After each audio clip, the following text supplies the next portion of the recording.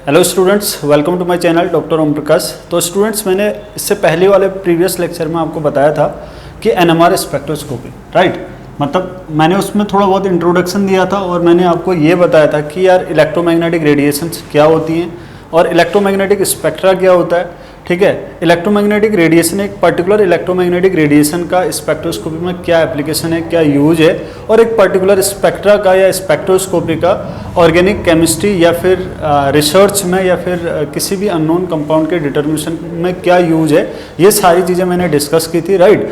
तो उनमें से देखो, मैंने आपको ये भी बोला था कि स्पेक्ट्रोस्कोपी बहुत सारी टाइप की है। मैं थोड़ा सा रिकॉल कर रहा हूँ, मैंने आपको एक ट्रिक बताई थी। ट्रिक ये था कि यार लॉरमेर यूवी WXYZ, मैंने आपको ये ट्रिक बताई थी। मैंने आपको बोला कि these are the electromagnetic radiations जो आपका increasing order of frequency and decreasing order of wavelength के ऑर्डर में यहाँ पर सेट हैं। और मैंने आपको ये बोला था कि यार particular electromagnetic radiation responsible for particular spectroscopy, right. जैसे आपका रेडियो वेव, जो हम रेडियो वेव फ्रीक्वेंसी को NMR में यूज कर रहे हैं, वो मैं एक्चुअली यहाँ पर आपको डिस्कस करूँगा। ठीक है, तो सबसे पहली जो रेडिएशन है वो रेडियो वेव है, देन आपका microwave, then infrared, then UV। W मैंने आपको बोला था कि कनेक्ट करने के लिए लिखा है X for X ray, Y for gamma ray and Z for cosmic ray, right. तो IR और UV के बीच में यहाँ पर आपका विबज्योर आता है। विबज्योर एक्चुअली 7 कलर का एक कॉम्बिनेशन है। The wavelength of VIBGYOR, visible region आता है ना, अगर अराउंड आपका 400 नैनोमीटर टू आपका 700 नैनोमीटर। ठीक है, हर बुक थोड़ा सा वेरी करती है, 380 टू 720 भी हम इसको लिख सकते हैं, या 750, थोड़ा सा वेरी करता है कई बुक्स पे, बट इन जनरल आप नॉर्मलाइज इस तरीके से याद रख सकते हो कि 400 नैनोमीटर टू 700 नैनोमीटर के बीच में आपका विबज्योर रीजन आता है, यानी कि विजिबल रीजन आता है, राइट। तो ये आपका violet, indigo, blue, green, yellow, orange and आपका रेड। ठीक है, इधर को वेवलेंथ बढ़ी, इधर को वेवलेंथ बढ़ी। मैंने उस दिन भी आपको बताया था कि यार इधर को आपका वेवलेंथ इंक्रीज कर रहा है और फ्रीक्वेंसी आपका डिक्रीज कर रहा है। मैंने वहाँ पर ऐसे एरो बनाए थे, मैंने कहा कि फ्रीक्वेंसी लेफ्ट टू राइट जाने पर आपका इंक्रीज कर दिए और वेवलेंथ आपका डिक्रीज कर दिए। तो व्हाट इज द, ये क्या है आपका, ये एक इलेक्ट्रोमैग्नेटिक स्पेक्ट्रम है। What is the electromagnetic spectrum? It is the arrangement of electromagnetic radiation with increasing order of frequency and a decreasing order of wavelength. ठीक है, तो अब हम इन्हीं इलेक्ट्रोमैग्नेटिक रेडिएशन का जो स्पेक्ट्रोस्कोपी में अलग अलग स्पेक्ट्रोस्कोपी में हम अलग अलग इलेक्ट्रोमैग्नेटिक रेडिएशंस यूज कर रहे हैं, उसका एप्लीकेशंस और उस जो स्पेक्ट्रोस्कोपी है वो हम डिस्कस करेंगे वन बाय वन। तो फर्स्ट जो स्पेक्ट्रोस्कोपी चल रहा था वो है आपका NMR। NMR एक्चुअली होता क्या है? NMR को हम बोलते हैं nuclear magnetic resonance, right. Very very important, most important है। ठीक है, what is the full name of NMR? NMR का फुल नेम आपका nuclear magnetic resonance, nuclear magnetic resonance, right. ये आपका NMR। ठीक है, तो यार NMR भी actually NET and GATE point of view से अगर मैं बात करता हूँ तो NMR इनऑर्गेनिक NMR भी होता है और आपका ऑर्गेनिक भी होता है। बेसिकली ऑर्गेनिक बहुत ज़्यादा यूज होता है, ठीक है, और BSc से ही हम ऑर्गेनिक NMR स्पेक्ट्रोस्कोपी पढ़ते हैं, लेकिन इनऑर्गेनिक थोड़ा सा एडवांस है। बट गेट और नेट पॉइंट ऑफ व्यू से हमें इनऑर्गेनिक NMR भी पढ़ना पड़ेगा, जिसके क्वेश्चंस फ्रीक्वेंटली एग्जाम में पूछे जाते हैं। पहले डिस्कस करेंगे आपका प्रोटॉन NMR, यानी कि ऑर्गेनिक स्पेक्ट्रोस्कोपी के लिए। ठीक है, यहाँ पर जो टॉपिक्स रहेंगे मैं आपको डिस्कस कर चुका हूँ। एक्चुअली यहाँ पर पहले हम प्रोटॉन NMR स्टार्ट करेंगे। ठीक है, प्रोटॉन NMR, वैसे NMR आपका प्रोटॉन NMR भी होता है, C13 NMR। तो C13 और प्रोटॉन NMR को हम जनरली ऑर्गेनिक केमिस्ट्री में हम यूज़ करते हैं, या ऑर्गेनिक केमिस्ट्री को प्रोटॉन NMR और C13 NMR में ज़्यादा इंटरेस्ट होता है। ठीक है, क्योंकि जो ऑर्गेनिक कंपाउंड्स होते हैं वो carbon and hydrogen containing compounds होते हैं, हाइड्रोकार्बन्स होते हैं, तो इसलिए हमें बेसिकली कार्बन और हाइड्रोजन का NMR ज़्यादा इन्फॉर्मेशन देता है इन ऑर्गेनिक केमिस्ट्री में। ओके, बट हमें इनऑर्गेनिक कंपाउंड्स को भी डिफाइन करना होगा, डिटरमाइन करना होगा, तो हमें उसके लिए इनऑर्गेनिक स्पेक्ट्रा की ज़रूरत पड़ेगी या इनऑर्गेनिक NMR की ज़रूरत पड़ेगी। इनऑर्गेनिक के अंदर P31 आएगा, F19 आएगा। ठीक है, इस तरीके के जितने भी आपके जिनके लिए I की वैल्यू आपका बोरॉन आएगा जिनके लिए आई की वैल्यू आपका फ्रैक्शनल आती है जनरली, या फिर इंटीजर में आती है, या 1 2 3 इस तरीके का, या फिर 1/2 3/2 5/2 इस तरीके की वैल्यूज होंगी, वो आपके एनएमआर एक्टिव होंगे। और ये चीज़ मैं अभी आपका डिस्कस करूंगा कि ये कैसे एक्टिव होते हैं और क्यों एक्टिव होते हैं, और I = 0 वाला क्यों इनएक्टिव होता है, राइट। तो ये सारी चीज़ें मैं आपको बताऊंगा। तो बात करते हैं आपका न्यूक्लियर मैग्नेटिक रेजोनेंस में प्रिंसिपल की। What is the principle of NMR. तो यहाँ पर आपका प्रिंसिपल क्या होगा, प्रिंसिपल क्या होगा कि यार देखो, सबसे पहले तो यार प्रिंसिपल से पहले अगर हम देखें तो एनएमआर स्पेक्ट्रोस्कोपी किसने दिया था, आपका फेलिक्स ब्लोच एंड आपका एडवर्ड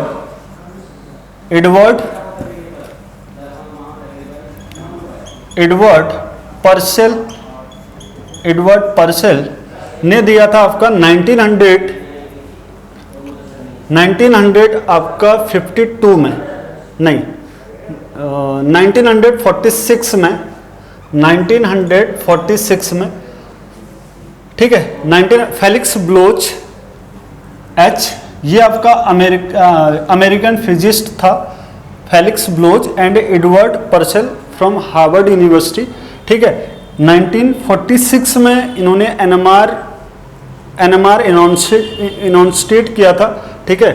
किसने, फेलिक्स ब्लोच और एडवर्ड पर्सेल ने।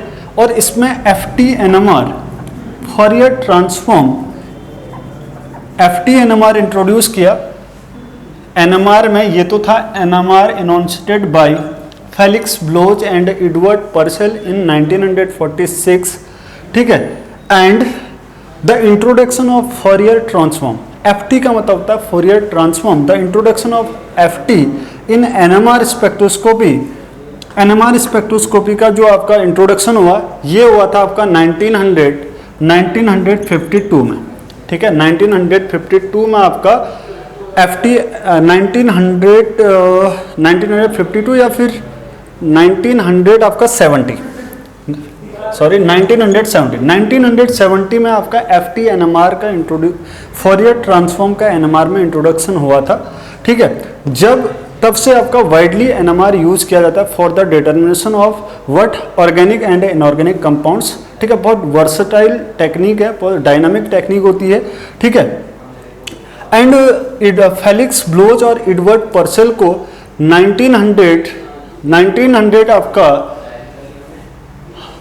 1952 में, आई थिंक 1952 में नोबेल प्राइज मिला, नोबेल प्राइज से अवार्ड किया गया था, ठीक है। नोबेल प्राइज मिला था Felix Bloch and Edward Purcell को, नोबेल प्राइज मिला था एनएमआर के लिए, कब, 1952 में। Actually Felix Bloch and Edward Purcell are the physicist, ठीक है। ये दोनों फिजिस्ट थे जिन्होंने 1946 में एनएमआर को इनॉन्स्टेट किया था।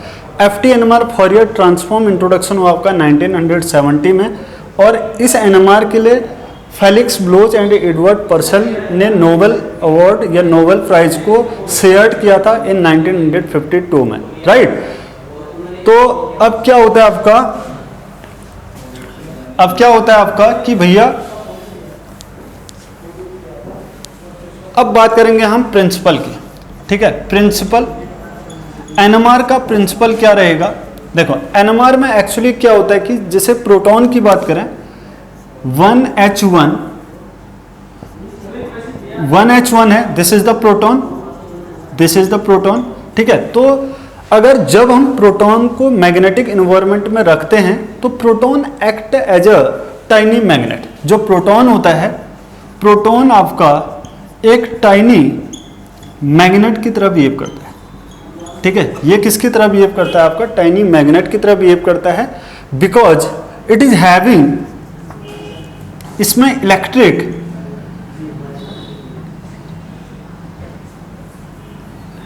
प्रोटॉन, मैंने बोला कि टाइनी बार मैग्नेट की तरह बिहेव करता है। Tiny proton act as a, proton पूरा लिख लेते हैं, proton act as a tiny bar magnet, ये बार मैग्नेट की तरह बिहेव करता है in the presence of external magnetic field, external magnetic field, external magnetic field में ये जो प्रोटॉन है ये टाइनी बार मैग्नेट की तरह बिहेव करता है, क्योंकि it is having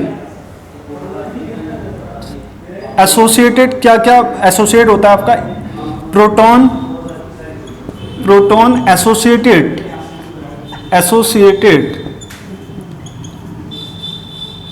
electric, electric, electric field, electric field and magnetic field, and magnetic field. दो चीजें इसमें आपका एसोसिएट रहता है, ठीक है। मैंने आपको बोला कि proton act as a tiny bar magnet because in the presence of bar magnet in the presence of external magnetic field, ठीक है। Proton having what, electric field and magnetic field, क्योंकि प्रोटॉन में क्या होता है आपका, या प्रोटॉन पजेज लिख सकते हो, बिकॉज प्रोटॉन, ऐसे पूरा कनेक्ट कर दो चलो सेंटेंस को, because, because proton associated electric field and magnetic field, proton में आपका इलेक्ट्रिक फील्ड भी होता है एंड आपका मैग्नेटिक फील्ड भी आपका जनरेट करता है, एसोसिएट रहता है उसके साथ, तो इसलिए ये आपका जो प्रोटॉन है वो किसकी तरह बिहेव करता है, आपका टाइनी बार मैग्नेट की तरह बिहेव करता है। आपको मैं बता दूं, कोई भी चार्ज स्पीशीज होती है, ठीक है, अगर उसको एक्सटर्नल मैग्नेटिक फील्ड में रखते हैं तो हमेशा एक मैग्नेट की तरह बिहेव करेगा, ठीक है। मैंने आपको क्या बोला कि प्रोटॉन एक पॉजिटिव चार्ज स्पीशीज होती है, ठीक है, ये आपका प्रोटॉन है, ठीक है। तो प्रोटॉन को अगर एक्सटर्नल मैग्नेटिक फील्ड में रखेंगे तो मैग्नेट की तरह बिहेव करेगा। तो हम वन वर्ड में हम याद रख सकते हैं कि any charge species, any charge species, या कोई भी चीज चार्ज अगर स्पीशीज होगी, any charge species act as a tiny bar magnet, tiny bar magnet in the external magnetic field, ठीक है, मैग्नेटिक फील्ड, ठीक है। कोई भी आपका स्पीशीज है, जो भी आपका चार्ज स्पीशीज होगी, act as a tiny bar magnet, tiny bar magnet की तरह बिहेव करता है in the presence of, in the presence of, in the presence of external magnetic field, ठीक है। तो वो प्रोटॉन हो सकता है, वो इलेक्ट्रॉन हो सकता है, ठीक है, वो कोई अदर आपके चार्ज पार्टिकल्स हो सकते हैं, वो एक्सटर्नल मैग्नेटिक फील्ड में बार मैग्नेट की तरह बिहेव करता है, ठीक है। तो अब होता क्या है कि यार यहां पर एंगुलर मोमेंटम, एक वर्ड आता है एंगुलर मोमेंटम। एंगुलर मोमेंटम क्या है आपका, कि एंगुलर मोमेंटम को हम ओमेगा से डिनोट करते हैं, this is called omega. Omega equal to है आपका गामा बी नॉट या गामा एच नॉट, चलो बी नॉट। यहां पर ओमेगा होता है आपका angular moment, where omega is the angular moment, angular moment. Angular moment एक वेक्टर क्वांटिटी होती है which depends upon direction as well as आपका एंगुलर मोमेंटम आपका क्या होती है, आपका एक वेक्टर क्वांटिटी होती है, ठीक है, जो आपका डायरेक्शन में भी डिपेंड करती है और आपका किस पे भी डिपेंड करती है, आपका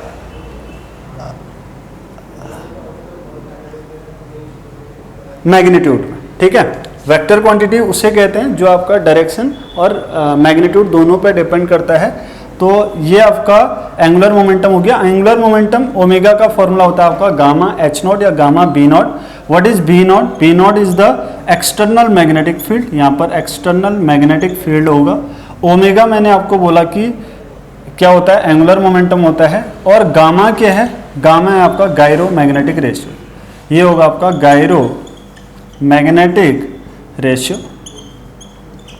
ठीक है, गायरो मैग्नेटिक रेशियो। अब क्या है नेक्स्ट आपका, देखो एक्चुअली एनएमआर का प्रिंसिपल क्या होता है कि यार जब प्रोटॉन का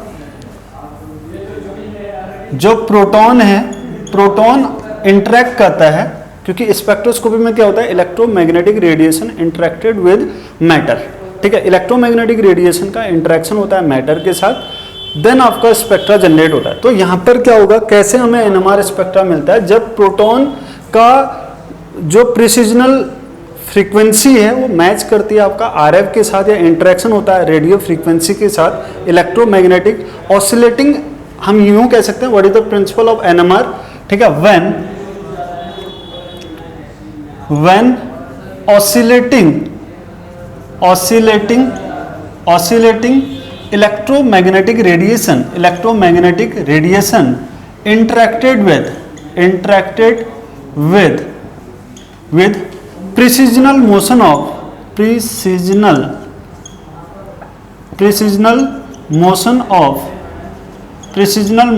of proton,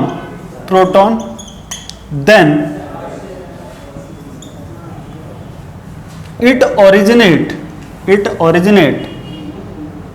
या then it will give NMR spectra, then it will give NMR spectra। Actually क्या होता है कि जो ऑसिलेटिंग इलेक्ट्रोमैग्नेटिक रेडिएशन है वो जब इंटरेक्ट करता है किसके साथ, प्रिसिजनल मोशन ऑफ प्रोटॉन के प्रिसिजनल मोशन के साथ इंटरेक्ट करता है, तब हमें क्या मिलता है, एनएमआर स्पेक्ट्रा मिलता है।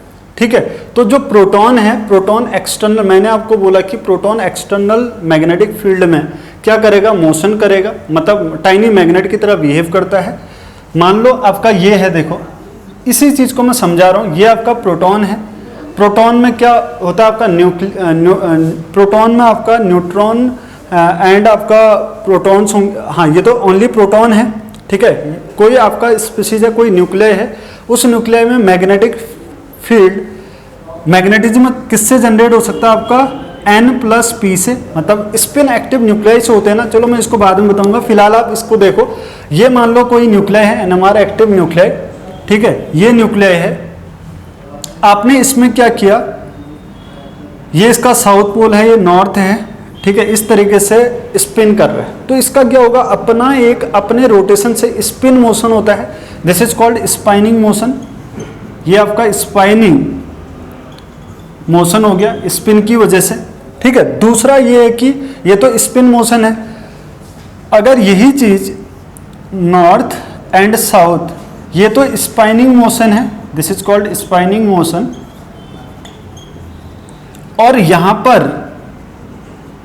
पर क्या होता है, इसके ऑर्बिटल मोशन की वजह से, ये आपका ऑर्बिटल मोशन है सपोज दैट, ठीक है, तो ये है आपका ऑर्बिटल मोशन, ऑर्बिटल मोशन की वजह से, ऑर्बिटल मोशन या हम इसी को बोलते हैं प्रिसिजनल मोशन, ऐसे हमने इन the presence of external magnetic field, यहाँ पर आपका एक्सटर्नल मैग्नेटिक फील्ड दिया आपने, एक्सटर्नल मैग्नेटिक फील्ड के प्रेजेंस में जो आपका न्यूक्लियस है, न्यूक्लियस में एक तो स्पाइनिंग मोशन हो ही रहा है, दूसरा आपका ऑर्बिटल मोशन होता है, ठीक है, क्या होता है आपका ऑर्बिटल मोशन होता है इस तरीके से। तो ऑर्बिटल मोशन से आपका मतलब ऑर्बिटल मोशन से आपका इसी चीज को हम एनएमआर के टेक्निकल टर्म में कहते हैं प्रिसिजनल मोशन, इसी चीज को हम बोलते हैं प्रिसिजनल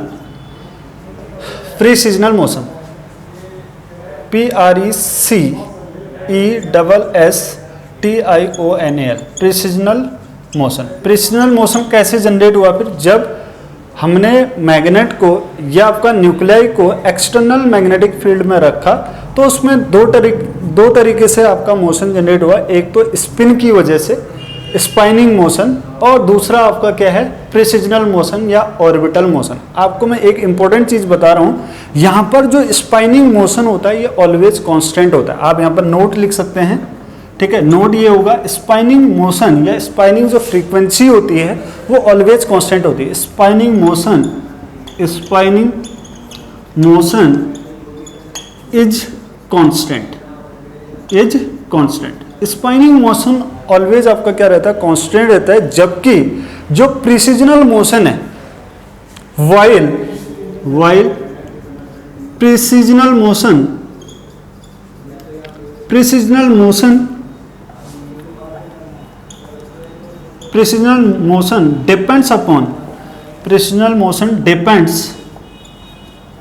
depends upon what, external magnetic field, precessional motion depend कर किस में करता है, depends upon external strength of external magnetic field, strength of external magnetic field, external magnetic field. ठीक है, जितना ज्यादा एक्सटर्नल मैग्नेटिक फील्ड होगा उतना ज्यादा आपका प्रेसिजनल मोशन होगा, इनकी ऑर्बिटल मोशन होगा। ठीक है, ये चीज क्या आपका प्रिसिजनल मोशन। आपने एनएमआर जब आप पढ़ते हो तो वहां पर बार बार आपका वर्ड आता है कि प्रिसिजनल मोशन या स्पाइनिंग मोशन। ठीक है, तो ये है क्या, ये स्पिन की वजह से मोशन है। ठीक है, तो न्यूक्लियर स्पिन की वजह से स्पाइनिंग मोशन होगा। एक्सटर्नल मैग्नेटिक फील्ड में जब हम इसको रखते हैं, ये बी नॉट आपका एक्सटर्नल मैग्नेटिक फील्ड, तो यहाँ पर क्या होता है, ऑर्बिटल मोशन होता है, या इसी ऑर्बिटल मोशन को हम क्या बोलते हैं, प्रिसिजनल मोशन कहते हैं। ठीक है, तो होगा क्या आपका कि यार जब देखो ये तो क्लियर है ना, इसको मिटा दे रहा हूं मैं।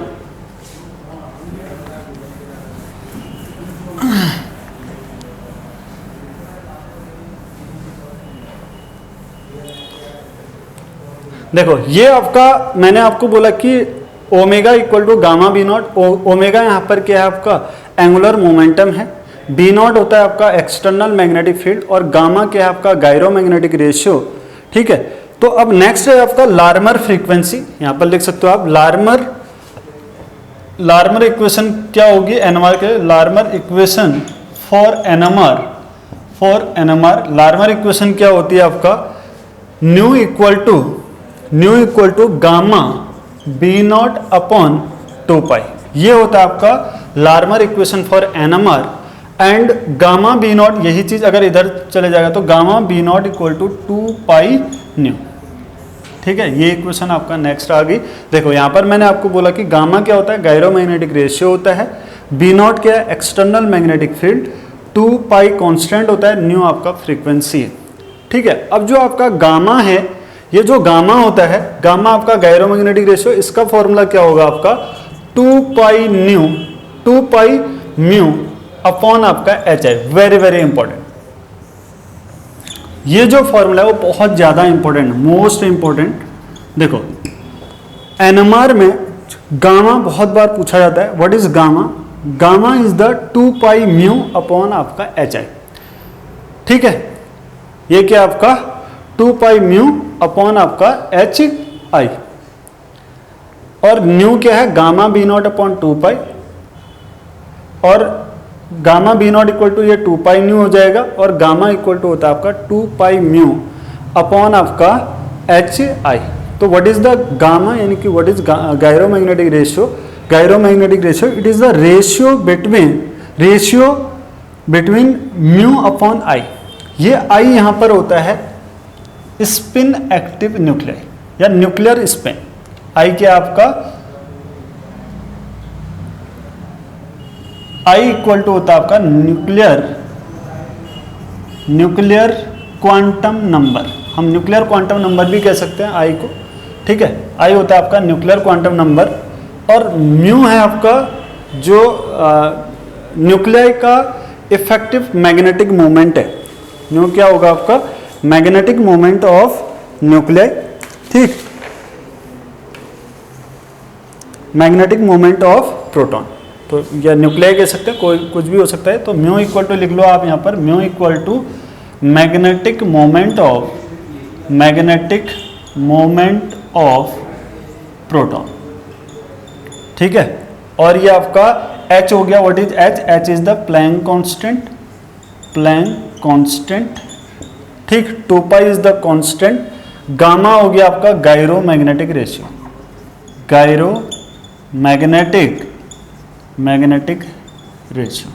ये हो गया आपका गायरो मैग्नेटिक रेशियो। तो अगर हम कह सकते हैं, फिर देखो 2 पाई आपका कांस्टेंट है, H आपका कांस्टेंट है, तो गायरो मैग्नेटिक रेशियो क्या होगा, gamma equal to mu upon I. मतलब शॉर्ट में अगर बोलें what is gyromagnetic ratio, it is the ratio between क्या magnetic moment of proton and आपका आई यानी कि न्यूक्लियर क्वांटम नंबर। ठीक है, आई यानी कि क्या spin quantum number of nuclear, या spin quantum number of nuclear कह सकते हैं। चलो और थोड़ा सा करेक्ट कर लो, spin quantum number of nuclear या न्यूक्लियर स्पिन क्वांटम नंबर, ठीक है, spin quantum number of nuclear, ये न्यूक्लियाई के लिए है, ठीक। तो याद रखना what is gyromagnetic ratio, it is a ratio between magnetic moment of proton and आपका स्पिन क्वांटम नंबर, ये होता है आपका गायरोमैग्नेटिक रेशियो, ठीक है। तो ये गायरोमैग्नेटिक मोशन है, वो क्या होता है कि जब स्पाइनिंग जो प्रोटॉन है वो इंटरेक्ट करता है आपका ग्रेविटेशनल फोर्स के साथ ऑफ अर्थ, तो उससे क्या मिलता है आपका ग्रेविटेशन, उससे आपका मिलता है गायरोमैग्नेटिक मोशन। अगर आपसे पूछता है कि व्हाट इज गायरोमैग्नेटिक मोशन, यहाँ पर लिख लेता हूँ, चलो हेडिंग डालना, gyromagnetic motion.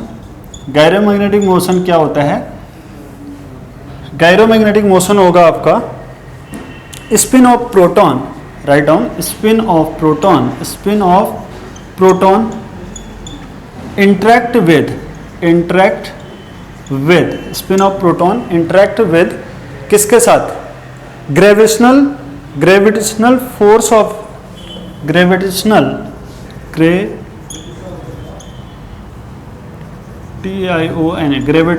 Force of earth, ठीक है। जब क्या करता है स्पाइनिंग प्रोटॉन, या यहां पर ये भी लिख सकते हैं spin off proton interact with gravitational force of earth, ठीक है, जनरेट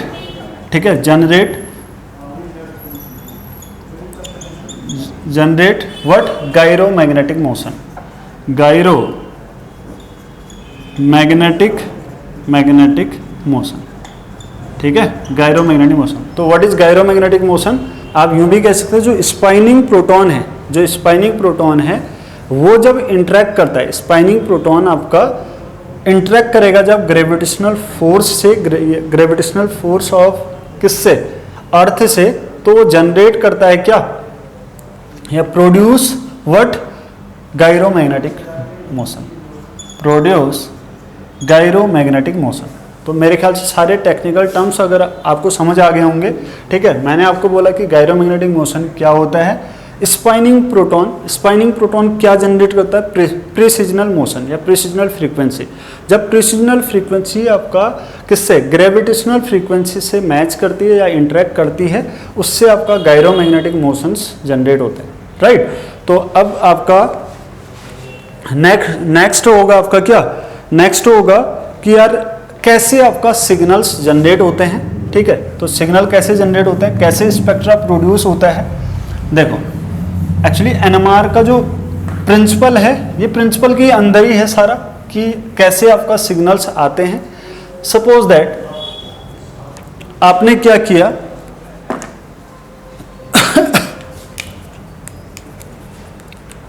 कि यार देखो किसी जो आपका एनएमआर एक्टिव न्यूक्लियाई है, उस न्यूक्लियाई को आपने रखा स्ट्रॉन्ग मैग्नेटिक फील्ड में। वही तो हम एनएमआर में करते हैं। एनएमआर में हम क्या करते हैं, हमारा जो भी आपका इंस्ट्रूमेंट है उसमें हम अपने सैंपल को सैंपल होल्डर से हम कहाँ पर रख देते हैं, आपका स्ट्रॉन्ग मैग्नेटिक फील्ड में, ठीक है। स्ट्रॉन्ग मैग्नेटिक फील्ड में जब रखते हैं तो उससे हमें उसके जो स्पिन्स हैं एक तो अलाइन होते हैं, दूसरे उसके अगेंस्ट होते हैं आरएफ डालने पर, और आरएफ मैच करती है आपका प्रिसिजनल फ्रीक्वेंसी से, और जहाँ पर वो आरएफ मैच करेगी, ठीक है, वहाँ से आपका सिग्नल्स ऑब्टेन होते हैं। तो कैसे होता है, देखो पूरा मैकेनिज्म समझा रहा हूँ आपको। ये मान लो ये नॉर्थ पोल है और यहाँ पर आपका न्यूक्लियाई है। अब न्यूक्लियाई का भी मैंने आपको बोला कि nuclei act as a tiny bar magnet, तो मैग्नेट होगा तो उसका भी क्या होगा, एक साउथ पोल होगा, दूसरा नॉर्थ पोल होगा। ये आपका साउथ, देखो हमेशा अपोजिट पोल आपस में अट्रैक्शन करता है, तो अगर ये इस साइड नॉर्थ है तो न्यूक्लियाई का इस साइड साउथ होगा, और यहाँ पर आपका ये साउथ है, ठीक है। तो जो रेडिएशंस हैं एक्चुअली वो आपका इस तरीके से मैग्नेटिक फील्ड है, वो नॉर्थ टू साउथ की ओर है ना। अब क्या होता है आपका कि यार हमने रेडिएशन डाली और यहाँ पर हमारा डिटेक्टर है, ये आपका डिटेक्टर है, ठीक है, ये आपका डिटेक्टर है। डिटेक्टर से डिटेक्ट करेंगे परसेंटेज ऑफ ट्रांसमिटेंस। मान लो आपका ये आपका क्या है, परसेंटेज ऑफ ट्रांसमिटेंस। ये इसको डिटेक्ट करेगा कि कितना आपका ट्रांसमिट हुआ आरएफ रेडिएशन, इनके रेडियो फ्रीक्वेंसी, ठीक। तो ये इस तरीके से हो गया, मतलब अब देखो एक्चुअली होता क्या है, ये RF सोर्स है, रेडियो फ्रीक्वेंसी, क्योंकि मैंने आपको बोला कि NMR स्पेक्ट्रोस्कोपी में हम रेडियो फ्रीक्वेंसी यूज करते हैं, ठीक है। क्या यूज करते हैं आपका, रेडियो फ्रीक्वेंसी। तो भैया जब आप RF डालोगे न्यूक्लियाई में, न्यूक्लियाई क्या करेगा, एक पर्टिकुलर फ्रीक्वेंसी कि RF को एब्जॉर्ब करेगा, इसलिए जो NMR होता है वो एब्जॉर्प्शन स्पेक्ट्रोस्कोपी है। वो क्या आपका एब्जॉर्प्शन स्पेक्ट्रोस्कोपी। अगर आपसे कोई पूछता है कि भैया NMR कैसी स्पेक्ट्रोस्कोपी है, एब्जॉर्प्शन या इमिशन, NMR स्पेक्ट्रा जनरेट होता है आपका एब्जॉर्प्शन से। किसके एब्जॉर्प्शन से, इलेक्ट्रोमैग्नेटिक रेडिएशन के। और वो इलेक्ट्रोमैग्नेटिक रेडिएशन कौन सी है, वो है आपका RF, यानी कि रेडियो फ्रीक्वेंसी के एब्जॉर्प्शन से आपका NMR स्पेक्ट्रा आएगा। देखो कैसे आता है, मैं आपको बता रहा हूँ। देखो अभी क्या है, ये मैग्नेटिक फील्ड है, एक्सटर्नल मैग्नेटिक फील्ड लगाया, तो ये न्यूक्लियाई एक्सटर्नल मैग्नेटिक फील्ड के अलाइन हो गया, ठीक है, मतलब नॉर्थ टू साउथ इस तरीके से अलाइन है, ठीक। दो कंडीशंस होती है ना, दो तरीके से न्यूक्लियर स्पिन्स आपके ओरिएंटेड होंगे, एक तो उसके अलाइन और दूसरा उसके अगेंस्ट में। अब होता क्या है कि ये अभी नॉर्थ टू साउथ है, ये आपका न्यूक्लियाई है, इस तरीके से इंटरेक्शन है, ठीक है। अब क्या करते हैं हम कि यार यहाँ से हमने RF डाली, और हम RF तब तक डालते हैं जब तक ये इसका अपोज ना करे, मतलब इसके अगेंस्ट, मतलब ये जो साउथ टू नॉर्थ है ये नॉर्थ टू साउथ हो जाता है, मतलब ये एक्सटर्नल मैग्नेटिक फील्ड का, ये एक्सटर्नल मैग्नेटिक फील्ड का अपोज न करे। क्योंकि दो कंडीशंस होती है, एक एक्सटर्नल मैग्नेटिक फील्ड के अलाइन हो जाता है, जिन स्पिन्स की एनर्जी कम होती है वो अलाइन हो जाते हैं, वो लोअर स्टेट में आते हैं, और जिनकी एनर्जी ज़्यादा होती है वो हायर स्टेट में आते हैं, वो एक्चुअली वो अगेंस्ट होते हैं। RF के इसके एक्सटर्नल मैग्नेटिक फील्ड के क्या होते हैं, अगेंस्ट होते हैं, ठीक है।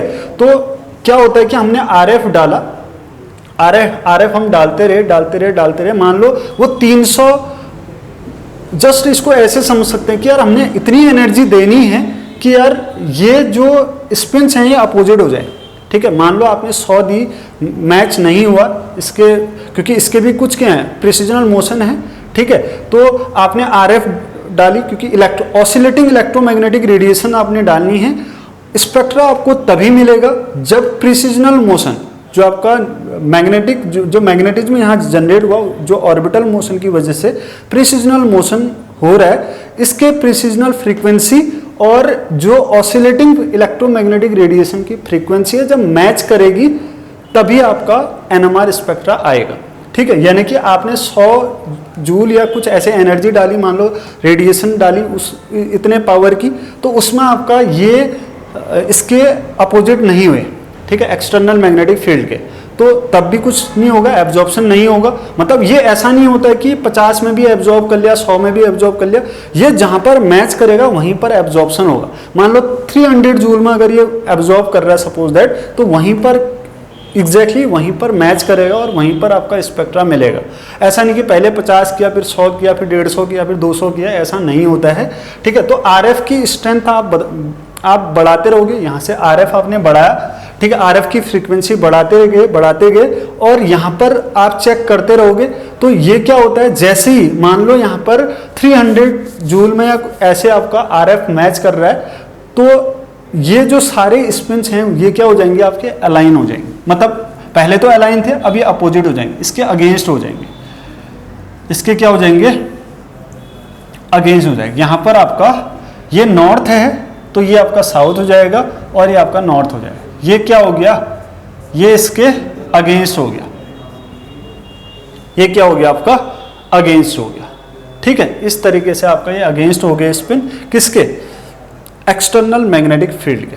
अब दो ओरिएंटेशन, मतलब जहां पर RF frequency oscillating electromagnetic radiations precessional frequency के साथ मैच किया, वहां पर RF का एब्जॉर्प्शन हुआ। एब्जॉर्प्शन होने की वजह से इसके जो अलाइन थे पहले, वो सारे के सारे क्या होंगे, आपके अपोजिट हो गए, ठीक है। तो इससे क्या होता है आपका, और ये डिटेक्टर डिटेक्ट करेगा, और इससे हमें यहां पर देखो,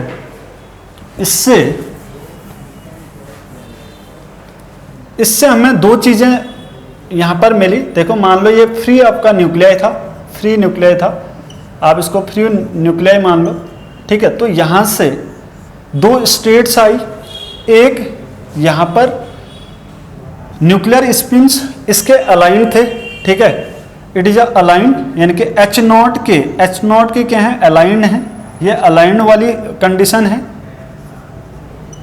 ठीक है। जब आपका एक्सटर्नल मैग्नेटिक फील्ड पे आपका अलाइन हो जा रहे हैं सारे के सारे स्पिन्स, ठीक है। ये दूसरी चीज है, दूसरी स्टेट है, यहाँ पर एच नॉट के अगेंस्ट हो जा रहा है, ठीक है। यहाँ पर क्या हो रहा है, आपका सारे न्यूक्लियर आपका एक्सटर्नल मैग्नेटिक फील्ड का अपोज कर रहे हैं। तो इस तरीके से आपका क्या हो गया, दो स्पिन स्टेट्स आपका जनरेट होगी, ठीक है। तो हमेशा याद रखना, जो अलाइन होते हैं, जो आपका एक्सटर्नल मैग्नेटिक फील्ड के अलाइन होते हैं, उनकी एनर्जी क्या होती है, आपका लोअर एनर्जी होती है, ये आपका लोअर एनर्जी में आएंगे, ठीक है, वेरी वेरी इंपॉर्टेंट। और जो अगेंस्ट होता है, एक्सटर्नल मैग्नेटिक फील्ड का अगेंस्ट है, वो आपका हायर एनर्जी, ये आपका क्या रहेगा, हायर एनर्जी में रहेंगे, ठीक है। तो इस तरीके से स्टेट्स जनरेट होती है एक्सटर्नल मैग्नेटिक फील्ड के प्रेजेंस में, ठीक है। तो हुआ क्या, अगेन समझ लेना, मैंने आपको बोला कि ओवरऑल यही वैसे एक तरीके से प्रिंसिपल है। प्रिंसिपल होता क्या है, हम आरएफ हम क्या करते हैं, एक्सटर्नल मैग्नेटिक फील्ड में अपने न्यूक्लियर को रखते हैं, जो भी आपका चार्ज न्यूक्लियर होगा, ठीक है, उसका क्या होता है कि एक्सटर्नल मैग्नेटिक फील्ड में अपना भी एक मैग्नेटिक फील्ड होता है, जिसको हम इंड्यूस मैग्नेटिक फील्ड भी कहते हैं, या हम यूँ कह सकते हैं कि इसके मोशन से, ऑर्बिटल मोशन से आपका प्रिसिजनल फ्रीक्वेंसी होगी, ठीक है, प्रिसिजनल मोशन होगा, और हम क्या करते हैं, आरएफ रेडिएशन डालते हैं, जो ऑसिलेटिंग इलेक्ट्रोमैग्नेटिक रेडिएशन है, ठीक है, उसको डालते हैं, उसकी स्ट्रेंथ बढ़ाते रहते हैं। हम तब तक डालते हैं जब ये जो प्रिसिजनल फ्रीक्वेंसी से मैच ना कर जाए। तो पहले ये अलाइंड है इसके एक्सटर्नल मैग्नेटिक फील्ड के, जैसे ही हमने ऑसिलेटिंग इलेक्ट्रोमैग्नेटिक रेडिएशन डाला, तो एक टाइम आएगा कि ये पीएफ से प्रिसिजनल फ्रीक्वेंसी से मैच करेगा, और ये स्पिन्स क्या होते हैं आपके, पहले साउथ टू नॉर्थ थे, पहले आपका ये नॉर्थ से साउथ की ओर अलाइन थे, लेकिन अब क्या हो जाएंगे, आपका साउथ से नॉर्थ की ओर हो जाएंगे, और दो स्टेट्स जनरेट होती है, एक आपका अलाइन है, यानी कि जो विच इज लोअर एनर्जी, और एक आपका हायर एनर्जी है, ठीक है, जो एक्सटर्नल मैग्नेटिक फील्ड का आपका अगेंस्ट है, ठीक है। तो इस तरीके से क्या होता है, आपका एक लोअर स्टेट्स बनती है, इसको हम अल्फा कह सकते हैं, दूसरे आपका बीटा, ठीक है। Okay, thank you.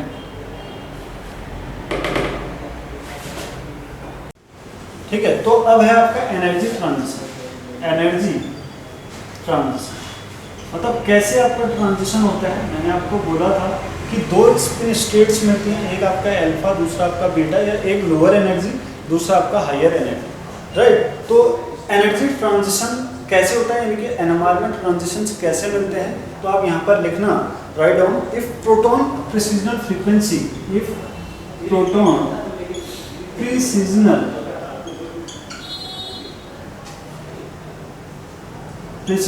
frequency exactly same with what oscillating electromagnetic radiation,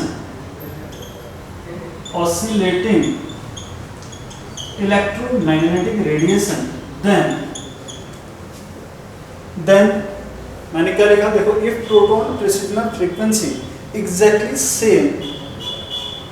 same with oscillating electromagnetic radiation, then it will absorb क्या, या then it will absorb RF, ठीक है। तो exactly same with oscillating EMR. Oscillating EMR क्या है, electromagnetic radiation क्या होगी आपका, रेडियो फ्रीक्वेंसी, ठीक है। Then it will absorb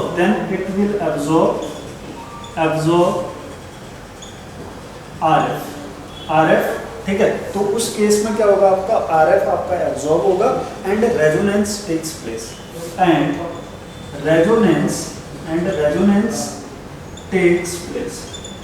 then आपका रेजोनेंस आपका मिलता है, जो हमें अल्फा स्टेट्स और बीटा स्टेट्स मिलती है, लोअर एनर्जी स्टेट और हायर एनर्जी स्टेट्स मिलती है, तभी मिलती है, इनकी तभी आपका एनर्जी ट्रांजिशंस होते हैं, राइट। तो मैंने आपको पहले बताया भी था कि आप जब यहाँ पर नोट लिख सकते हो, ठीक है, यहाँ पर क्या लिखोगे, aligned proton is low energy, यहाँ पर लिख सकते हो आपका अलाइंड प्रोटॉन, कौन से अलाइंड प्रोटॉन,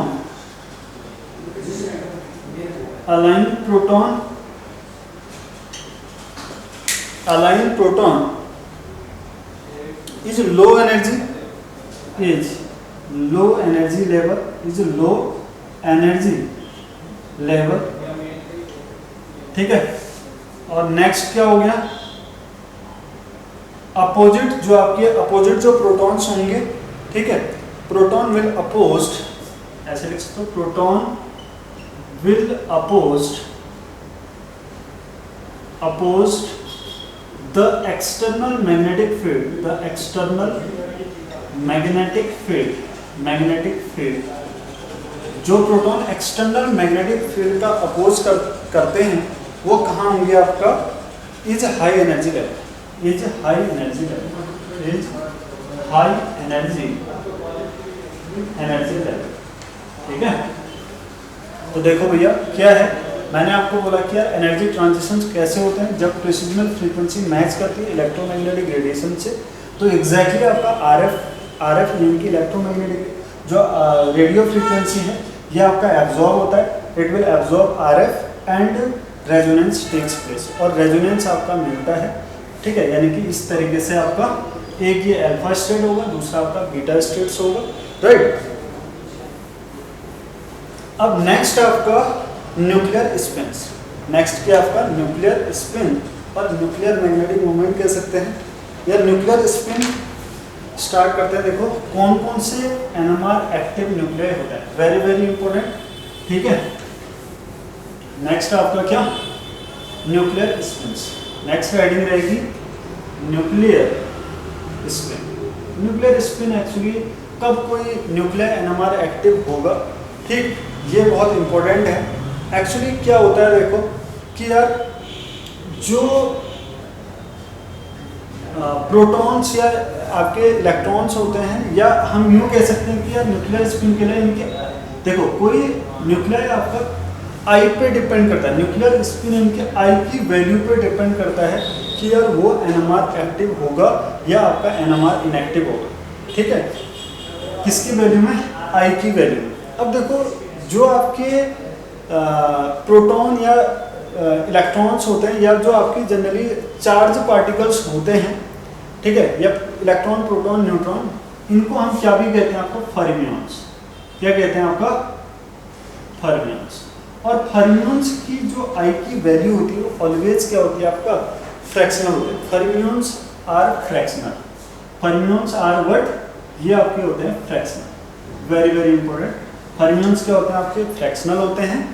जैसे आपका फर्मियॉन्स का एग्जांपल क्या होगा, जैसे इलेक्ट्रॉन है, प्रोटॉन है, ठीक है, न्यूट्रॉन भी आपका फर्मियॉन्स में आता है। तो ये सारे के सारे क्या होते हैं आपके फर्मियॉन्स होते हैं, जिनके लिए आई की वैल्यू क्या होती है, फ्रैक्शनल होती है। और जो बोसॉन होते हैं, दूसरा होता है आपका बोसॉन्स, बोसॉन्स क्या होते हैं आपके, ये इंटीजर होते हैं, जिनके लिए वैल्यू आपका 1 2 3 यानी कि क्वांटाइज्ड होते हैं। जैसे आपका फोटोन, एग्जांपल हो गया आपका फोटोन, ये क्या होते हैं आपका, क्वांटाइज्ड होते हैं, बोसॉन्स आर क्वांटाइज्ड, लिख सकते हो, ये आपके क्वांटाइज्ड होते हैं, इनकी इंटीजर वैल्यू होगी, एग्जांपल हो जाएगा आपका फोटोन, ठीक है।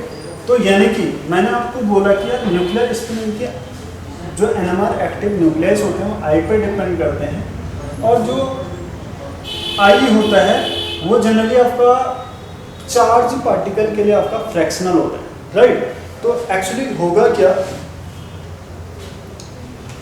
अब क्वेश्चन ये पूछा जाता है कि यार जो आई है, ये जो न्यूक्लियर स्पिन आई है, आई किस किस पे डिपेंड करेगा, वेरी वेरी इंपॉर्टेंट, ठीक है। अब हमने यहाँ पर जो आई की वैल्यूज हमने एनएमआर में पढ़ने हैं, आई डिपेंड करता है आपका न्यूक्लियस, हम न्यूक्लियस की स्टडी कर रहे हैं, तो न्यूक्लियस में क्या क्या होता है, न्यूक्लियस में आपका न्यूट्रॉन होता है और आपका प्रोटॉन होता है। हमारा इंटरेस्ट इलेक्ट्रॉन से यहाँ पर नहीं है, क्योंकि एनएमआर में हम इलेक्ट्रॉन पे इंटरेस्ट नहीं है, हमारा इंटरेस्ट है आपका न्यूक्लियस पे, और न्यूक्लियस पे क्या होता है आपका न्यूट्रॉन प्लस आपका प्रोटॉन होता है, राइट, यानी कि कंबाइनली कॉल्ड न्यूक्लियॉन्स, राइट। तो अब देखो कोई न्यूक्लियाई है, उस न्यूक्लियाई को हम एक्सटर्नल मैग्नेटिक फील्ड देंगे तो वो एक्ट करेगा किसकी तरह, मैग्नेट की तरह। टाइनी मैग्नेट बार मैग्नेट की तरह बिहेव करता है, ठीक है।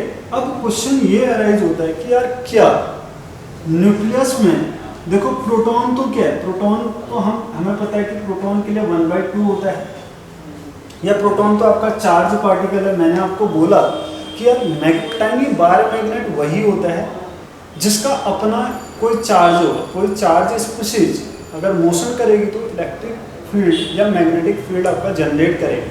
अब जो न्यूट्रॉन है, न्यूट्रॉन तो क्या है, न्यूट्रॉन तो आपकी न्यूट्रल होते हैं, न्यूट्रॉन तो क्या है, न्यूट्रल होते हैं, और प्रोटॉन आपके पॉजिटिव होते हैं, ठीक है। प्रोटॉन आपका क्या होता है, पॉजिटिव होता है। अब इतना तो समझ आता है कि जब एक्सटर्नल मैग्नेटिक फील्ड देंगे प्रोटॉन की वजह से तो मैग्नेटिज्म जनरेट होगा, मतलब न्यूक्लियाई मैग्नेट की तरह बिहेव करेगा।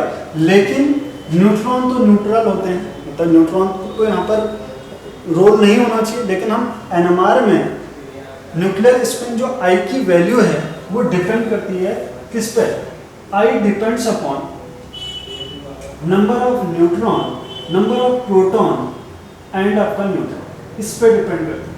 यहाँ पर आपने पढ़ा भी होगा कॉम्बिनेशन, अगर आई की वैल्यू ऐसे कर देता हूँ मैं, प्रोटॉन न्यूट्रॉन देखो, और ये आई वैल्यू, अगर प्रोटॉन आपका नंबर ऑफ प्रोटॉन्स कॉम्बिनेशन है, देखो अगर नंबर ऑफ प्रोटॉन्स क्या होते हैं, इवन होते हैं, ठीक है। ये कॉम्बिनेशन याद रखना, वेरी वेरी इंपॉर्टेंट। अगर नंबर ऑफ प्रोटॉन का नंबर अगर आपका इवन होता है और न्यूट्रॉन का नंबर भी आपका इवन होता है, तो जो आई की वैल्यू होती है वो आपका 0 होती है, ठीक है। आई की वैल्यू क्या होती है, आपका 0 होती है।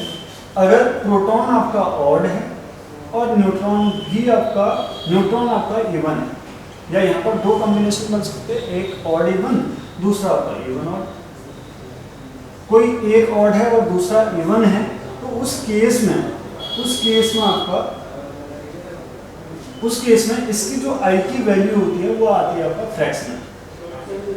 तब आपका फ्रैक्शनल आती है कि आई इक्वल टू 1/2 हो सकता है, 3/2 हो सकता है, इस तरीके की वैल्यूज होगी तब, ठीक है।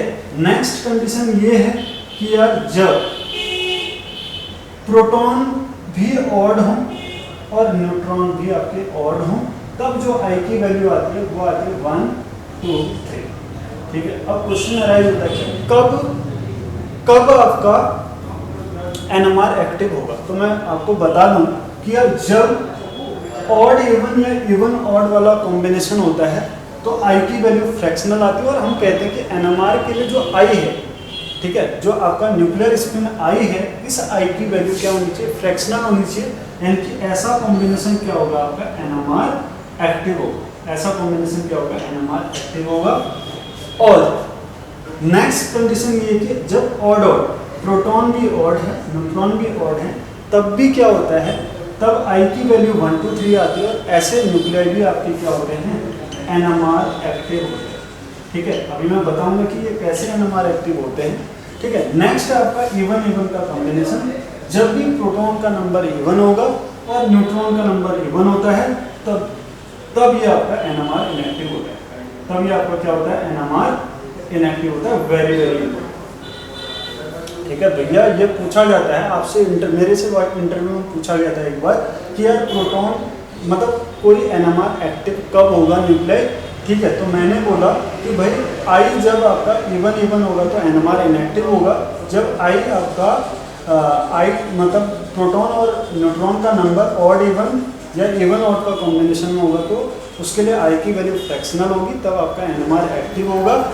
और या जब ऑड होगा, प्रोटॉन भी ऑड है, न्यूट्रॉन भी ऑड है, तो ऐसे न्यूक्लियाई भी एनएमआर एक्टिव होंगे। But in case of that type of nuclei which having number of proton is even and the number of neutron is even, then that condition I will be 0 and that type of nuclei will be NMR inactive, ठीक है। but why, ठीक है, कैसे आप इसको explain करोगे कि यार प्रोटॉन इवन है और न्यूट्रॉन इवन है तो I की वैल्यू 0, तो ये NMR इनएक्टिव क्यों है और ये वाले NMR एक्टिव क्यों, ठीक है। तो इसको मैं समझा रहा हूँ, देखना, ठीक है। तो भैया मैंने आपको बोला अगेन मैं इसमें आ रहा हूँ, देखो मैंने कहा कि न्यूक्लियाई में किसी भी आपका जो भी आपका न्यूक्लियाई लोगे उसमें आप उस न्यूक्लियस में न्यूट्रॉन और प्रोटॉन होंगे, ठीक है। आपने एक्सटर्नल मैग्नेटिक फील्ड दिया, तो एक्सटर्नल मैग्नेटिक फील्ड देने से क्या होगा आपका, एक्सटर्नल मैग्नेटिक फील्ड देने से आपका ये न्यूक्लियाई एक्ट करेगा बार मैग्नेट की तरह, टाइनी बार मैग्नेट की तरह, ठीक है, टाइनी बार मैग्नेट की तरह बिहेव करेगा। तो अब क्वेश्चन ये पूछा जाता है कि चलो मैंने आपको ये भी बोला कि कोई भी स्पीशीज मैग्नेट की तरह बिहेव तब करती है तो उसमें चार्ज होता है, like electron, like proton having charge species. Charge species के मोशन से आपका क्या होता है, मैग्नेटिज्म जनरेट होता है और which is act as a bar magnet. But अब क्वेश्चन ये पूछा जाता है कि क्यों आई की वैल्यू इन दोनों पर डिपेंड करती है। न्यूट्रॉन तो न्यूट्रल है, इस पर तो नहीं होना चाहिए, ओनली हमारा इंटरेस्ट प्रोटॉन पर होना चाहिए, लेकिन ऐसा नहीं होता है। अब आगे कहानी क्या है कि अब जो न्यूट्रॉन है, ये मान लो आपका न्यूट्रॉन है और ये आपका प्रोटॉन है, ये आपका क्या है, प्रोटॉन। एक्चुअली न्यूट्रॉन और प्रोटॉन भी किसी चीज़ से बने होते हैं, और वो कौन सी चीज़ है, वो होती है आपका क्वार्क, ठीक है। और क्वार्क एक चार्ज स्पीशीज होता है, ठीक है। तो एक्चुअली क्वार्क 6 टाइप के क्वार्क होते हैं, वेरी वेरी इंपॉर्टेंट। क्वार्क कितने टाइप के होते हैं जनरली, 6 टाइप के क्वार्क होते हैं।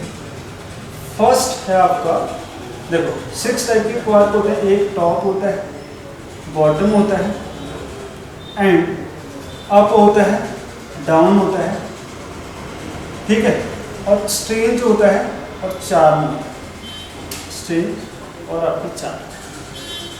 6 टाइप के आपके क्वार्क होते हैं, top, bottom, up, down, strange, charm, ठीक है। और जो प्रोटॉन और न्यूट्रॉन बने होते हैं वो अप एंड डाउन क्वार्क से बने होते हैं, ठीक है। किससे बने होते हैं, proton and neutron made up by up and down quark, ठीक है। और इनकी वैल्यू होती है, अप वाले की होती है 2/3 और डाउन वाले की होती है 1/3, ठीक है। 2 वाले की होती है आपका मतलब अप वाले की होती है 2/3 और डाउन वाले की होती है आपका -1/3। ये है आपका अप क्वार्क और ये है आपका डाउन क्वार्क, ठीक है। और तो क्या होगा, जो न्यूट्रॉन और प्रोटॉन है उस पर 3 क्वार्क होते हैं। न्यूट्रॉन है, ये भी आपका 3 क्वार्क से मिलकर बना होता है, प्रोटॉन है वो भी 3 क्वार्क से मिलकर बना होता है, ठीक है।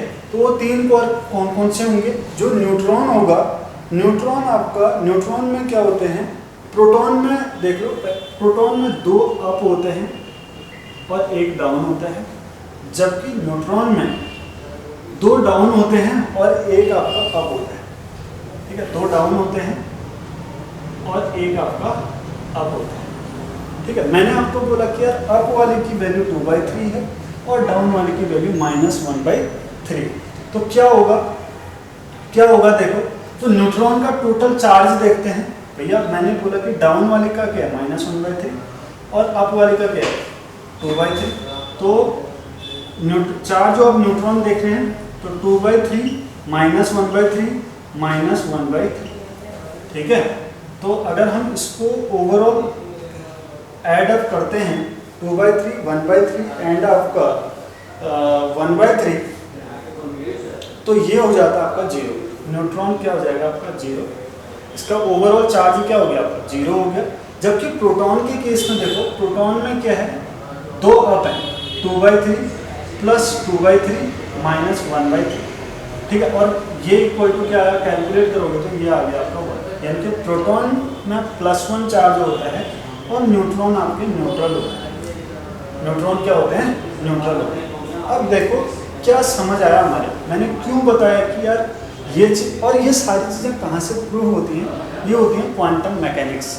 ये कहाँ से प्रूव होती हैं, क्वांटम मैकेनिक्स, ठीक है। तो भैया क्या होता है, देखो जब हम एक्सटर्नल मैग्नेटिक फील्ड देंगे, जब हमने न्यूक्लियाई को एक्सटर्नल मैग्नेटिक फील्ड दिया, यहाँ पर देखो ये एक्सटर्नल मैग्नेटिक फील्ड दिया, तो एक्सटर्नल मैग्नेटिक फील्ड देने से जो इस न्यूक्लियाई का मैग्नेटिज्म होगा या प्रेसिजन फ्रीक्वेंसी होगी, वो दोनों पर डिपेंड करेगी। एक तो proton is a charge particle, वो तो है ही, ठीक है, जो भी चार्ज पार्टिकल मोशन करता है तो वो स्पाइनिंग मोशन और ऑर्बिटल मोशन, इनके मैग्नेटिक मोशन आपका दोनों जनरेट करता है, ठीक है।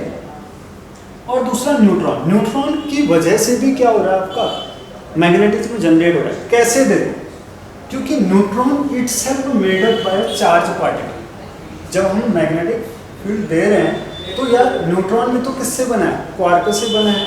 न्यूट्रॉन भी किससे बना आपका, क्वार्क से। और 3 टाइप के क्वार्क हैं, डाउन डाउन और अप, ठीक है। हालांकि ओवरऑल चार्ज न्यूट्रॉन का 0 है, लेकिन बना तो वो चार्ज से, तो ये तो रिवॉल्व करेंगे ना, इनकी वजह से मैग्नेटिज्म जनरेट होता है, राइट। तो इस तरीके से आपका आई की वैल्यू आती है, ठीक है। यही रीज़न है कि देखो जब आपके प्रोटॉन ऑड होंगे, मान लो प्रोटॉन आपके ऑड है, न्यूट्रॉन आपके इवन है, ठीक है। न्यूट्रॉन इवन होंगे, मान लो देखो प्रोटॉन ऑड होगा, प्रोटॉन आपका ऑड होगा और न्यूट्रॉन आपके इवन होंगे, तो इवन इवन न्यूट्रॉन तो अपने आप को कैंसिल कर लेंगे, लेकिन ऑड वाला प्रोटॉन, मान लो ऐसे देखो 6 न्यूट्रॉन है, ऐसा हो सकता है 6 आपके न्यूट्रॉन है, ठीक, और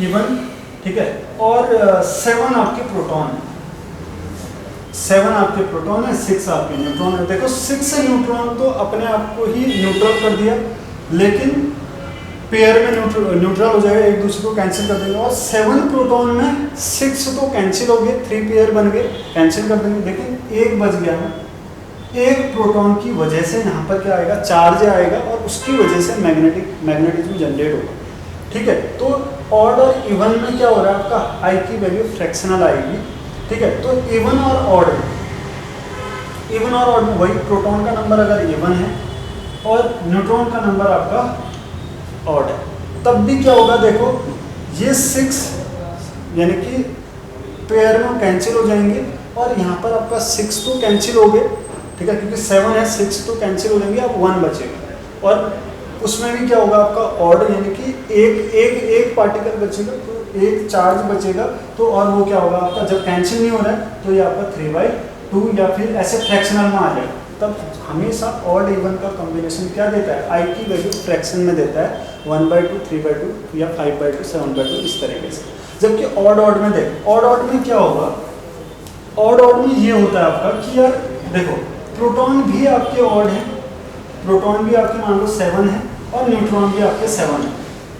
यहाँ पर देखो 3 पेयर में ये तो कैंसिल हो गया चार्ज, और इसके भी 3 पेयर कैंसिल हो गया। अब यहाँ भी 1 बचा और यहाँ भी आपका 1 बचा, ठीक है। अब इन दोनों के कपल से जो चीज़ बनेगी, मतलब जो मैग्नेटिज्म जनरेट होगा इनके और इसके, प्रोटॉन के 1 से और न्यूट्रॉन के 1 से, यानी कि अब जो मैग्नेटिज्म जनरेट होता है, ठीक है, जो आई वैल्यूज आएगी वो किस पे डिपेंड करेगी आपका, इसके 1 पे और इसके 1 पे, ठीक है। और ये दोनों चीज़ क्या इंटीजर देंगे, क्योंकि अब तो ये क्या है, मान लो ये आपका 1/2 है और ये आपका 1/2 है, ठीक। तो इस तरीके से आपका क्या हो जाएगा, ये होल नंबर में आ जाएगा।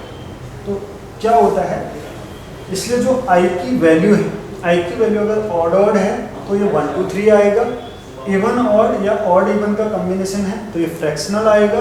अगर इवन है, इवन में तो कैंसिल हो जाएगा ना भैया, 6 प्रोटॉन है, ठीक है, और 6 न्यूट्रॉन है, तो ये 6 प्रोटॉन 3 पेयर में कैंसिल हो जाएंगे, ये 6 न्यूट्रॉन 3 पेयर में कैंसिल हो जाएंगे, तो आई की वैल्यू क्या आ जाएगी, 0।